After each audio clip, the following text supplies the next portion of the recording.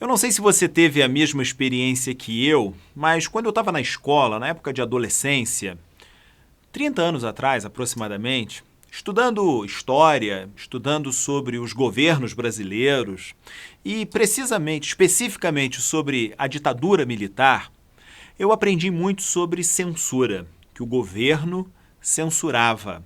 Censurava artistas, censurava intelectuais, professores, censurava aqueles que de alguma maneira manifestavam suas opiniões, opiniões políticas, opiniões sobre a vida social e sobre temas do cotidiano, inclusive.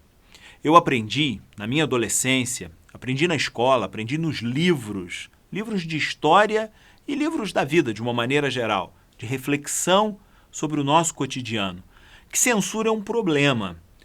Mas eu imaginava que censura fosse coisa do passado, coisa que tivesse ficado nas páginas passadas dos nossos livros de história. Mas não. A censura, ela permanece viva. Ela está viva hoje. Está viva no Brasil e está viva no mundo. A censura, basicamente, ela tem duas faces. Ela se apresenta de duas maneiras, pelo menos, distintas. Tem uma que é a censura tradicional, ou a censura oficial, a gente poderia dizer assim. Essa censura mesmo de um governo que institui um determinado conjunto de coisas que são permitidas e outro conjunto de coisas que não são permitidas. Livros, filmes, obras de arte, autores, posicionamentos sobre história, sociologia, antropologia, psicologia, teologia, educação, pedagogia, enfim, os temas que refletem a vida humana.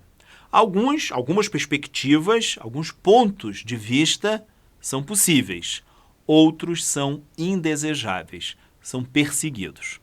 A censura é exatamente isso, é estabelecer uma linha, traçar uma linha a partir da qual não é permitido avançar. Essa censura tradicional, essa censura oficial, ela existe aqui e ali.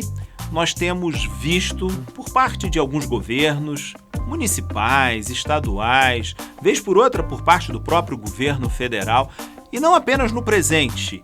Em alguns momentos do passado recente também tivemos exemplos dessa natureza. Aquele posicionamento de que isso é desejável, isso é correto, e aquele outro tipo de pensamento é indesejável. É a censura oficial. A palavra correta não é o oficial, porque, na verdade, no Brasil, censura é ilegal, censura é inconstitucional. As pessoas, eu e você, temos o direito à livre manifestação, a pensarmos, a refletirmos e a nos manifestarmos a partir do ponto que desejamos, sobre aquilo que desejamos, da forma e com as ideias que nós cultivamos conosco. A liberdade, portanto, é um valor fundamental do nosso direito, da nossa Constituição, e deveria ser um valor da nossa civilização brasileira. Na prática, no entanto, a gente percebe que não acontece dessa forma. Mas além dessa censura oficial, tradicional, existe uma outra, que é uma censura disfarçada. Uma censura, inclusive, que é realizada, ela é impetrada por aqueles que odeiam a censura tradicional, por aqueles que jamais aceitariam um rótulo de censores.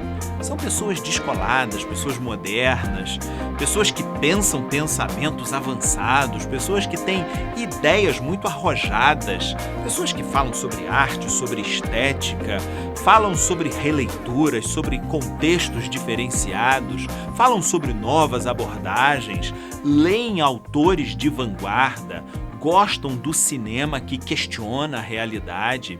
Enfim, pessoas que jamais aceitariam para si e muitas vezes, inclusive, seriam taxadas como censores. Mas essa censura, a censura disfarçada, é uma censura que não aceita quem pensa diferente. É curioso, porque o tempo todo fica dizendo que o bom é a dialética, o bom é o diálogo, o bom é a pluralidade de ideias. Mas na prática mesmo não é assim que funciona. É uma gente que não gosta de ser questionada nos seus pensamentos.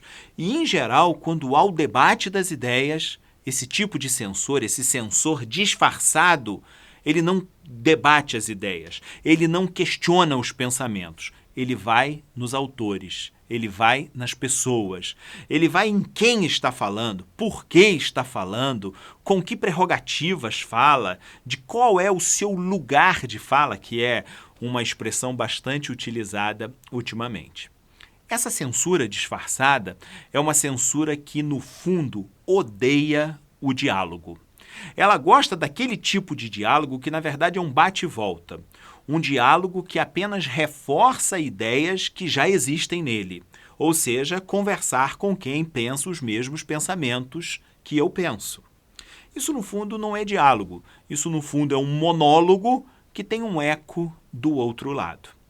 Por isso que o censor, esse censor disfarçado, ele tem um pouco a lógica da colonização. Quando ele fala, e ele fala com argumentos, ele fala na tentativa de doutrinar o outro, de fazer com que o outro pense como ele, colonizar a mente do outro. É um tipo de censura que odeia o diálogo, odeia a crítica. Talvez seja por isso que as redes sociais elas sejam tão populares e elas estejam tão aglomeradas de pessoas ultimamente. Porque na rede social a lógica é a lógica do seguidor. É da pessoa que curte, é da pessoa que segue um outro. É um vocabulário quase que religioso, inclusive. São discípulos, pessoas que de alguma maneira estão no mesmo círculo de amizade, de interesses, de pontos de vista, de perspectiva de vida e ficam num círculo em si mesmado, reforçando uns aos outros o tempo todo. Por isso é tão importante, sobre esse tema, a gente fazer duas reflexões que, no meu modo de entender, pessoalmente, para mim, são muito importantes.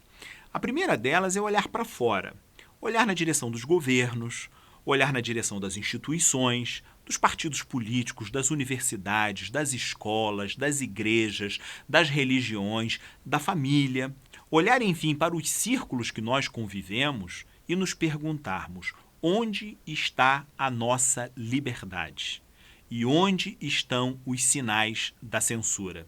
Quem são aqueles que nos bloqueiam e quem são aqueles que nos inspiram a pensar de maneira livre, de maneira criativa, a fazer com que o nosso pensamento não fique simplesmente repetindo o que já existe e o que reforça aquilo que eles desejam.